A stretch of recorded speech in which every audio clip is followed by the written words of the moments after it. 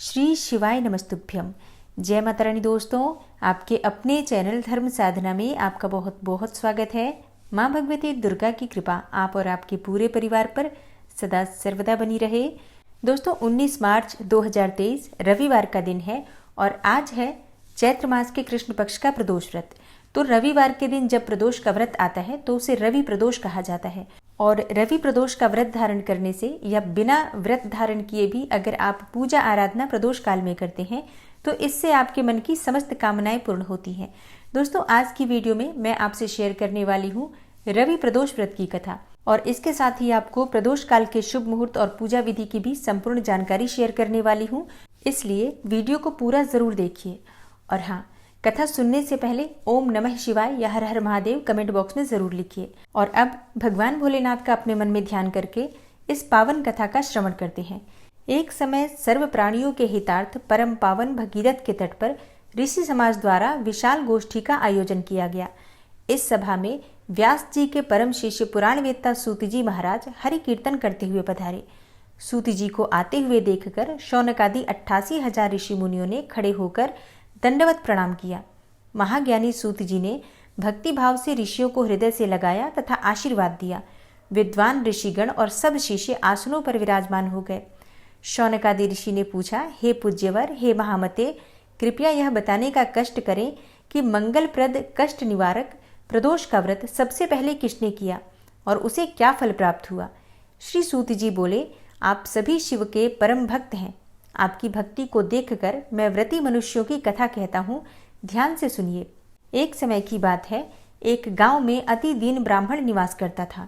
उसकी साध्वी पत्नी प्रदोष का व्रत किया करती थी। उसे एक ही पुत्र था और एक समय की बात है कि वह पुत्र गंगा स्नान करने के लिए गया। दुर्भाग्यवश मार्ग में चोरों ने उसे घेर लिया और वे कहने लगे कि हम तुम्हें मारेंगे नहीं, तुम अपने पिता के गुप्त धन के बारे में हमें बतला दो। बालक दीन भाव से कहने लगा कि बंधुओं, हम अत्यंत दुखी दीन हैं, हमारे पास धन कहाँ है। तब चोरों ने कहा कि तेरे इस पोटली में क्या बंधा है। बालक ने निसंकोच होकर कहा कि मेरी माँ ने मेरे लिए रोटियां दी हैं। यह सुनकर चोरों ने अपने साथियों से कहा कि साथियों, यह बहुत ही दीन दुखी मनुष्य है, अतः हम किसी और को ही लूटेंगे। इतना कहकर चोरों ने उस बालक को जाने दिया। बालक वहां से चलते हुए एक नगर में पहुंचा। नगर के पास एक बरगद का पेड़ था। वह बालक उसी बरगद के वृक्ष की छाया में सो गया। उसी समय उस नगर के सिपाही चोरों को खोजते हुए बरगद के वृक्ष के पास पहुंचे और बालक को चोर समझकर बंदी बनाकर राजा के पास ले गए। राजा ने उसे कारावास में बंद करने का आदेश दिया। ब्राह्मणी का लड़का जब घर नहीं लौटा तब उसे अपने पुत्र की बड़ी चिंता हुई। अगले दिन प्रदोष व्रत था। ब्राह्मणी ने प्रदोष व्रत किया और भगवान शंकर से मन ही मन अपने पुत्र की कुशलता के लिए प्रार्थना करने लगी। भगवान शंकर ने उस ब्राह्मणी की प्रार्थना स्वीकार कर ली और उसी रात भगवान शंकर ने उस राजा को स्वप्न में आदेश दिया कि वह बालक चोर नहीं है, उसे प्रातःकाल छोड़ दें, अन्यथा उसका सारा राज्य वैभव नष्ट हो जाएगा। प्रातःकाल राजा ने शिवजी की आज्ञा के अनुसार उस बालक को कारावास से मुक्त कर दिया। बालक ने राजा को अपनी सारी कहानी सुनाई। सारा वृतांत सुनकर राजा ने अपने सिपाहियों को उस बालक के घर भेजा और उसके माता पिता को राज दरबार में बुलाया। उसके माता पिता बहुत ही भयभीत थे। राजा ने उन्हें भयभीत देखकर कहा कि आप भयभीत न हो, आपका बालक बिल्कुल निर्दोष है। राजा ने ब्राह्मण को 5 गांव दान में दिए जिससे कि वे सुखपूर्वक अपना जीवन व्यतीत कर सके। भगवान शिव की कृपा से ब्राह्मण परिवार आनंद से रहने लगा। अतः जो भी मनुष्य रवि प्रदोष का व्रत करता है वह सुखपूर्वक और निरोगी होकर अपना पूर्ण जीवन व्यतीत करता है। रवि प्रदोष का व्रत धारण करने से संतान प्राप्ति में आ रही बाधाएं दूर होती हैं, सरकारी नौकरी में आ रही बाधाएं दूर होती हैं, मान सम्मान और यश की प्राप्ति होती है, आयु में वृद्धि होती है और रोगों से मुक्ति मिलती है। तो जो भक्त प्रदोष का व्रत करना चाहते हैं या बिना व्रत किए भी भगवान शिव और शक्ति की आराधना करना चाहते हैं, उन्हें प्रातःकाल जल्दी उठना चाहिए। सूर्योदय से पहले उठ जाएं या फिर ब्रह्म मुहूर्त में उठ जाएं। उठकर नित्य क्रिया से निवृत्त होकर स्नान कर लीजिए, साफ स्वच्छ वस्त्र धारण कर लीजिए। उसके बाद सबसे पहले भगवान सूर्यदेव को जल अर्पित करना चाहिए और फिर अपने घर के मंदिर में भगवान शिव की पूजा आराधना कीजिए। व्रत का संकल्प जरूर ले लीजिए। अगर आप व्रत करते हैं तो अपने दाहिने हाथ में जल और पुष्प लेकर व्रत का संकल्प लीजिए कि आज आप प्रदोष का व्रत धारण कर रहे हैं। जिस भी मनोकामना से आप व्रत धारण कर रहे हैं अपनी मनोकामना भगवान भोलेनाथ से कहिए और उनसे प्रार्थना कीजिए कि आपकी मनोकामना शीघ्र ही पूर्ण करें। व्रत में, पूजा पाठ में जाने अनजाने किसी भी प्रकार की गलती हो जाती है तो इसके लिए क्षमा प्रार्थना कर लीजिए। अब संकल्प के बाद आपका व्रत प्रारंभ होता है, क्योंकि देखिए जब तक आप संकल्प नहीं लेंगे आपका व्रत प्रारंभ नहीं होगा और ना ही आपके व्रत का संपूर्ण फल आपको प्राप्त होता है।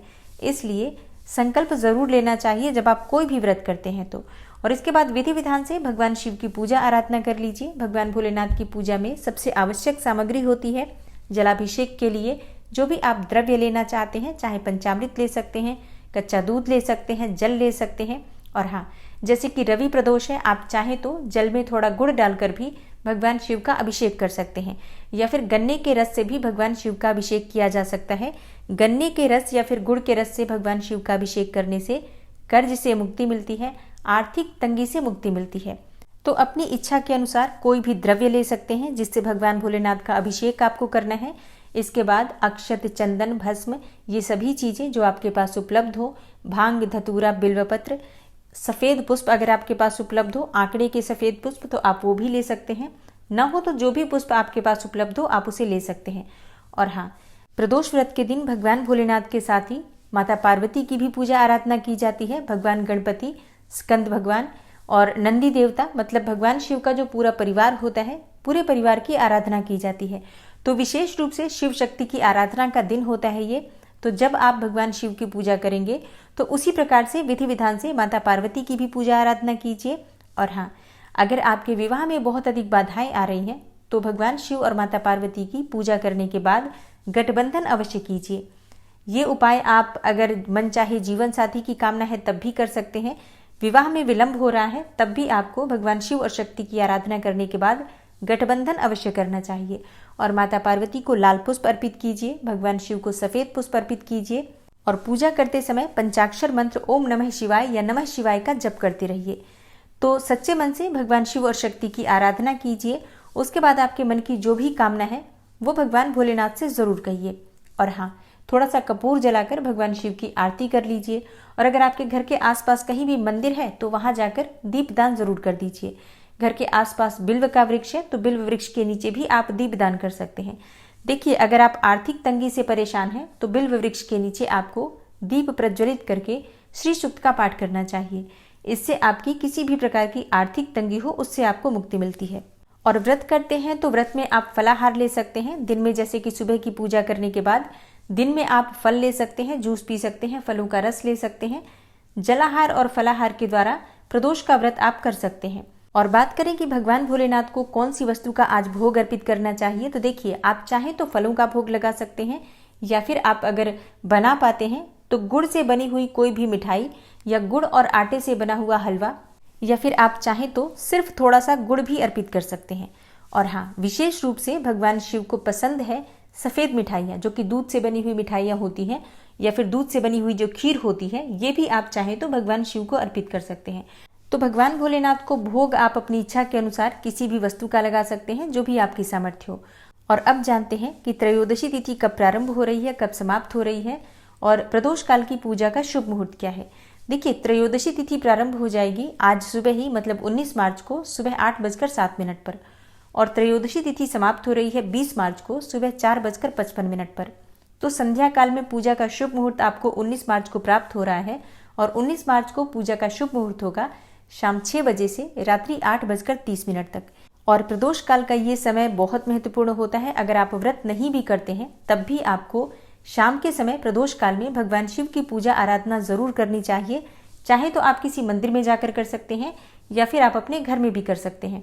अगर शिवलिंग है या भगवान की फोटो भी अगर आपके पास है तो फोटो की भी पूजा कर लीजिए। लेकिन आज के दिन भगवान शिव के निमित्त अगर आप एक दीप दान भी कर लेते हैं तो इतने मात्र से ही भगवान भोलेनाथ की असीम कृपा के पात्र आप बन जाते हैं। इसलिए आज का दिन बहुत महत्वपूर्ण है।